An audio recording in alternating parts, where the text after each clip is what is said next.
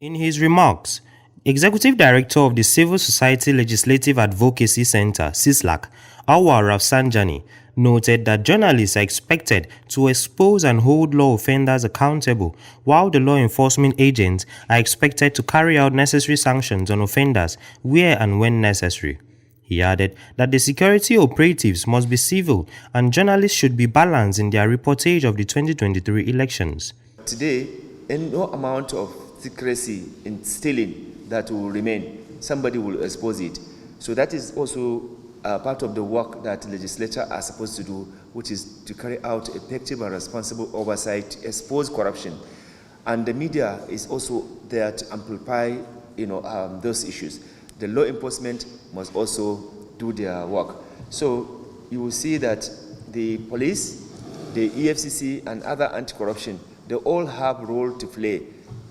On his part, the Executive Director of Community Policing Partners Compass Foundation, Saviour Akpan, said the amount of police officials accrued to each political office holder should be regulated and enjoined media personnel to take up the responsibility of investigating and reporting unwholesome activities of law enforcement officers.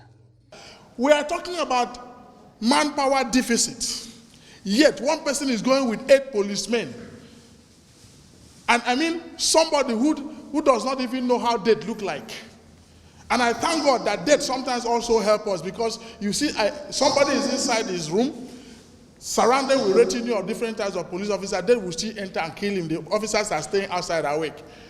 This calls for us to reason and rethink. A representative from the Police Service Commission, Barrister Tijani Muhammad, and ACP Marcos Ishaku from the Nigerian Police Force, while addressing law enforcement agents, noted that irrespective of the security agency they belong to, they are obligated to carry out their duties justly. You know, Police Service Commission has the mandate to appoint people into the police, to promote them, and to also discipline them. Now we are here for the discipline aspect, because we are talking about accountability, and so it is appropriate that we should sensitize the people on the mandate of the commission.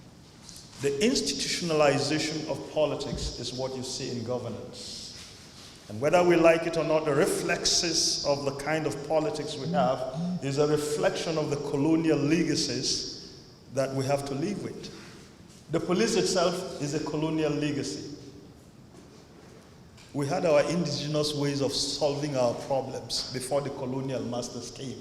And when they created the police in 1860 or 61, they created them essentially for the sole purpose of protecting their own interests. The training looked at impacting journalists and law enforcement agents with the skills of anti-corruption and accountability during the discharge of their duties.